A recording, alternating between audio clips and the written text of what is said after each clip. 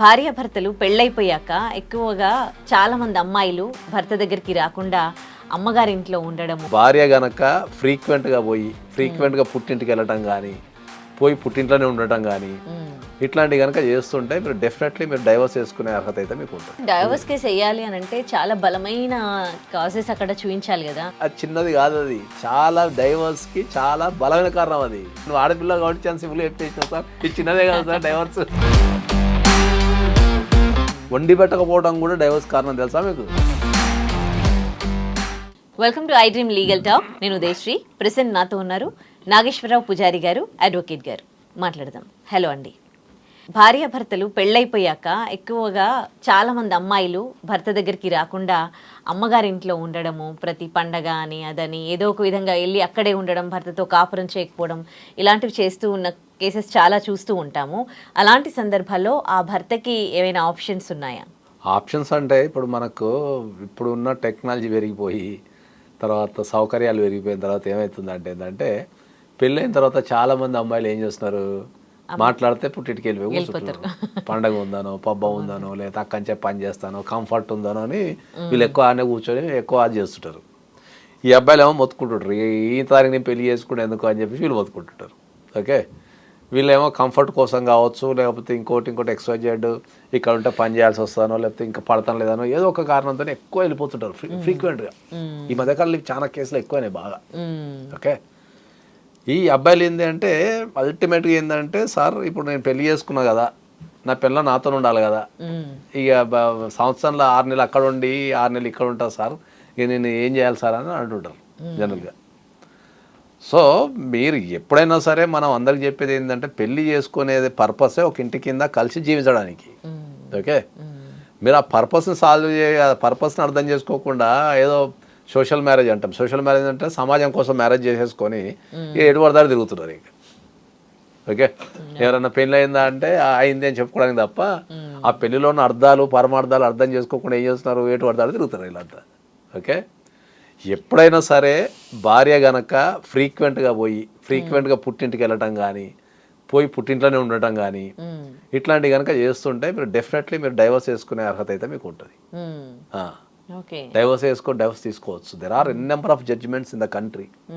ఎందుకంటే పెళ్లి యొక్క అర్థమే అది. పెళ్లి యొక్క అర్థం ఏంది, ఒక ఇంటి కింద కలిసి జీవించడం అనేది పెళ్లి యొక్క అర్థం. మీరు దాన్ని అర్థం చేసుకోకుండా ఏం చేస్తున్నారంటే ఫ్రీక్వెంట్గా పోయి మీరు పుట్టింట్లో కూర్చుంటే ఇక దానికి అర్థం ఏముంటుంది? సార్ డైవర్స్ కేసు వేయాలి అని అంటే చాలా బలమైన కాజెస్ అక్కడ చూపించాలి కదా. చిన్న చిన్నది ఎందుకు అవుతుంది మీకు? ఏ క్వశ్చన్ చిన్నది అవుతుంది చెప్పండి. అమ్మగారింట్లో అత్తగారింటికి వస్తే లేదు అని అంటే అంత దానికి డైవర్స్ ఇచ్చేస్తారా అని? అది చిన్నది కాదు. అది చిన్నది ఎట్లయితుంది? ఇప్పుడు అందుకే ఎంతసేపు చెప్పింది చిన్నది కానే కాదు. అది పెళ్లి చేసుకునే అర్థమే ఒక ఇంటి కింద ఇద్దరు వ్యక్తులు ఒక ఇంటి కింద కలిసి జీవించడం అనేది పెళ్లి చేసుకోవడం. దాని మెయిన్ పర్పస్ అది కదా. అవును, నువ్వు పెళ్లి చేసుకున్న తర్వాత పోయి నువ్వు మీ అమ్మగారింట్లో నువ్వు ఉండి లేకపోతే ఫ్రీక్వెంట్గా పోతుంటే ఇక్కడ వీడేం చేయాలి ఇంకా? అది చిన్నది ఎందుకు అవుతుంది? ఇప్పుడు ఒక మనిషి మనం సపోజ్ ఒక ఆనందమైన జీవితం ఒక మనిషికి 25 నుంచి 35, 40 మధ్యలో గడుపుతాడు. అదే లిమిటెడ్ టైం అది.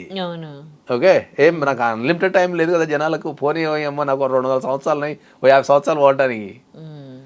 లిమిటెడ్ టైంలోనే నువ్వు ఒకరినొకరు అర్థం చేసుకొని ఆరోగ్యంగా ఉండి లైంగికంగా పాల్గొంటూ ఉంటేనే దాన్ని పెళ్లి యొక్క అర్థం అంటాం. దాన్ని నువ్వు లిమిటెడ్ టైంలో పోయి ఎప్పుడు నువ్వు మీ అమ్మగారింట్లో కూర్చొని మాట్లాడుతుంటే నువ్వు ట్రావెల్ చేసుకుంటా పోయి ఆడ కూర్చుంటే వీడేం చేయాలి?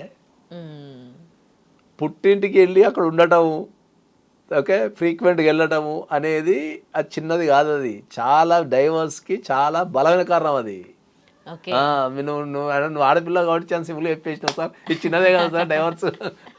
దీనికే డైవర్స్ ఇస్తారా సార్ అంటున్నావు? దానికే ఇస్తారు డైవర్స్. మరిగా వాడు పెళ్లి చేసుకునేది చెప్పమ్మా, నువ్వు నాకు అర్థం కాదు. దేనికి చేసుకుంటాడు పెళ్ళాడు? పోయి నువ్వు పుట్టింట్లోనో లేకపోతే ఆడనే వాడు ఉంటే వీడు చేసుకుని ఏం చేస్తాడు పాపం? అట్లా కాదు. ఇప్పుడు డైవర్స్ కేసు అప్లై చేసుకునే వాళ్ళకి కోర్టు కొంచెం టైం ఇస్తుంది. 1 year ఇచ్చి 1 year టైం పీరియడ్ ఇచ్చి ఇద్దరు కాల్స్ లో మాట్లాడుకోండి అవన్నీ చెప్తుంది. ప్రాసెస్ అది ఏంది? డైవర్స్ అనేది మనకు చట్టంలో ప్రయోజనం ఏం చేస్తారంటే ఏంటంటే పెళ్లి చేసుకున్న తర్వాత విత్ ఇన్ ద 1 yearలో డైవర్స్ అప్లై చేయడానికి లేదు. అనేది ప్రాసెస్ రాశారు, దాన్ని అయితే చట్టంలో రాశారు. ఎందుకు రాశారు అంటే ఏంటంటే ఇద్దరు డిఫరెంట్ మైండ్స్ ఉంటారు, డిఫరెంట్ కుటుంబాల నుంచి వస్తారు, డిఫరెంట్ అలవాట్లు ఉంటాయి, డిఫరెంట్ కల్చర్స్ ఉంటాయి. కొంతమంది కొత్త ప్లేస్లో ఇమ్మీడియట్లీ అడ్జస్ట్ కాలేరు, కొత్త వ్యక్తులతో అడ్జస్ట్ కాలేరు. మానసికమైన సమస్యలు కావచ్చు, శారీరకపరమైన సమస్యలు కావచ్చు, ఇవన్నీ ఉంటాయి. కాబట్టి వాళ్ళు అడ్జస్ట్ కావటానికి ఒక లిమిటెడ్ మనం టైం పెడదాం అని చెప్పేసి పెట్టిన పీరియడ్ అది. ఆ 1 year అనేది పెట్టిన పీరియడ్ అది, అంతే. దాని యొక్క ముఖ్య ఉద్దేశం అంతే.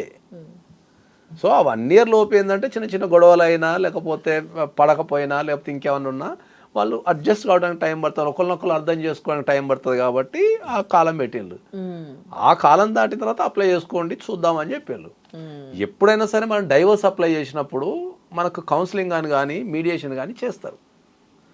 ఎందుకు చేస్తారు కౌన్సిలింగ్ అండ్ మీడియేషన్ అంటే, ఒకవేళ అడ్వకేట్ ఏమైనా తప్పు చెప్పిండేమో, లేకపోతే వీళ్ళ మధ్యలో పెద్ద గొడవలు లేవేమో, ఓకే, వీళ్ళు అవే గొడవలు అనుకుంటున్నారేమో, లేకపోతే కలిసే అవకాశం ఉందేమో, కలపడానికి ట్రై చేద్దాము, లేకపోతే ఈ కోట్ల చుట్టూ తిరిగి ఏజ్ అంతా పోగొట్టుకుంటారేమో, విడగొట్టడానికన్నా వాళ్ళకి ఏమన్నా కూర్చోబెట్టి కౌన్సిలింగ్ ఇస్తే గొడవలు లేకుండా విడిపోతారేమో అనే ఉద్దేశంతో ఆ ఒరిజినల్ కాజ్ ఏముంటుందో తెలుసుకోవడానికి అనేది ఒక కౌన్సిలింగ్ అనేది పెడతారు డైవర్స్ వేసుకున్న తర్వాత. దాన్ని మనం డైవర్స్ దాన్ని కౌన్సిలింగ్ అంటాము, మీడియేషన్ అంటాము, రకరకాల పదాలు రకరకాలుగా వాడుతుంటాం. దాని తర్వాత అప్పుడు అక్కడ నుంచి డైవర్స్ కేసు కౌన్సిలింగ్లో కనుక సక్సెస్ అయితేనేమో, అంటే సక్సెస్ అంటే ఏంది, కలిసి ఉంటా అంటేనేమో కలిసి ఉండని ఇంటికి పంపించేస్తారు, విడిపోతా అంటేనేమో విడిపోమని కోర్టుకు పంపించేస్తారు. లేదు మేము కలిసి ఉండము విడిపోము, ఒకరు డైవర్స్ కావాలంటారు, ఒకరు నేను డైవర్స్ అంటేనేమో కోర్టులో కొట్లాడుకొని నిరూపించుకోండి అంటారు. సో 1 year కాలం అనేది ఏంది అంటే ఈ దానికోసం పెట్టిండ్రు, కౌన్సిలింగ్ అనేది దీనికోసం పెట్టిండ్రు. సో అందరు అనుకున్నట్టు డైవర్స్ తీసుకోవడానికి బలమైన కారణాలు ఏముంటాయి, బలమైన కారణం ఉండాలి కదా అంటారు కదా. ఈ బలమైన కారణాలు ఏముంటాయి? ఇవన్నీ బలమైన కారణాలే. మనం ఒక డైవర్స్కి నేను ఒక 100 కారణాలు చెప్తాను నేను. డైవర్స్కి ఇప్పుడు పోయి పుట్టింటి ఉండటం, అత్తమామ వద్దనుకోవడం, వండి పెట్టకపోవడం కూడా డైవర్స్ కారణం తెలుసా మీకు? అవునా? ఇప్పుడు అంటే అందరికి స్విగ్గీలు జొమాటోలు వచ్చి పక్కన పెళ్ళం వండకపోతే జఫకర్ కూడా తింటున్నారు. కానీ భార్య వండి పెట్టకపోవడం కూడా, భర్తకి సరిగ్గా వండి పెట్టకపోవడం కూడా మీరు డైవర్స్ అప్లై చేసుకోవచ్చు. కానీ చిన్న చిన్న కాజెస్కి వెళ్తారా అసలు డైవర్స్ అప్లై చేయడానికి? చిన్న చిన్న కాజెస్గా ఇంకా అప్పుడప్పుడు మీరు పేపర్ అవి న్యూస్ చూస్తలేదేమో, చికెన్ కూర ఉండలేదని డైవర్స్ తీసుకున్న సందర్భాలు కూడా తెలుసా?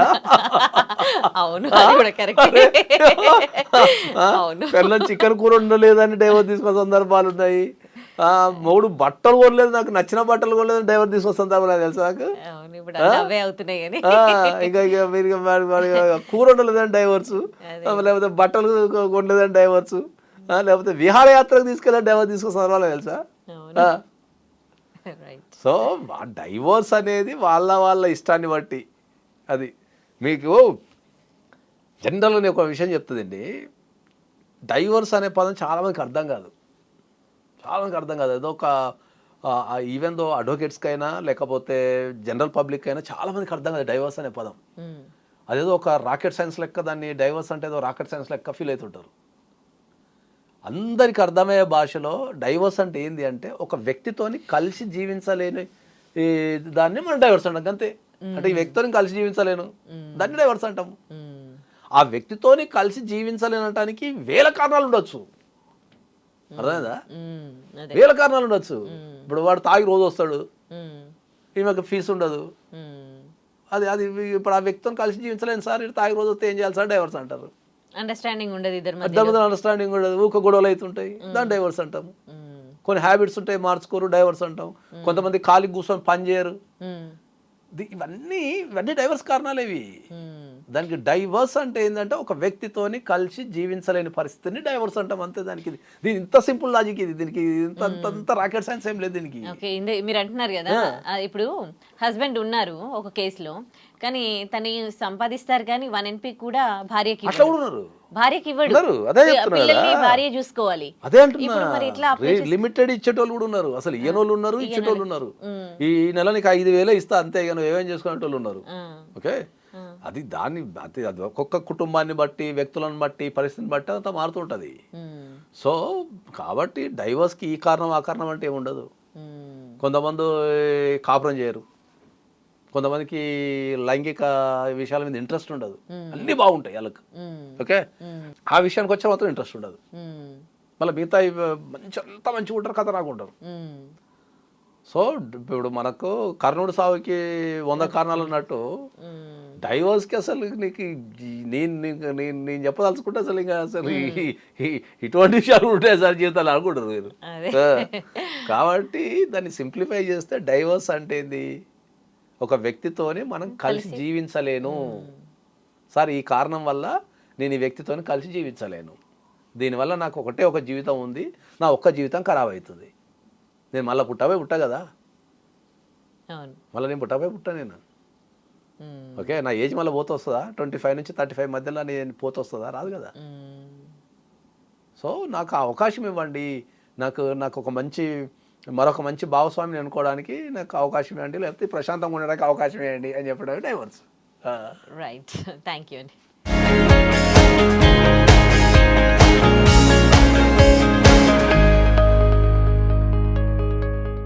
And for more videos, please subscribe to iDream. Please subscribe to iDream. Please subscribe iDream. And please subscribe to iDream.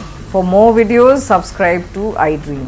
please like, share and subscribe to the channel. Congratulations, iDream. Subscribe to iDream. Subscribe to iDream.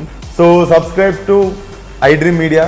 iDream ki iDream team andarki huge congratulations. Please subscribe iDream Media. Please subscribe to iDream. Subscribe iDream. Please subscribe to iDream.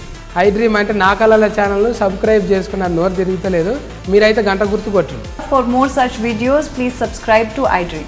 Subscribe to iDream. Please subscribe to iDream. Please subscribe iDream Media. Please do subscribe to iDream. Please subscribe to iDream Media. For best entertainment and information, please subscribe iDream. And don't forget to subscribe to iDream.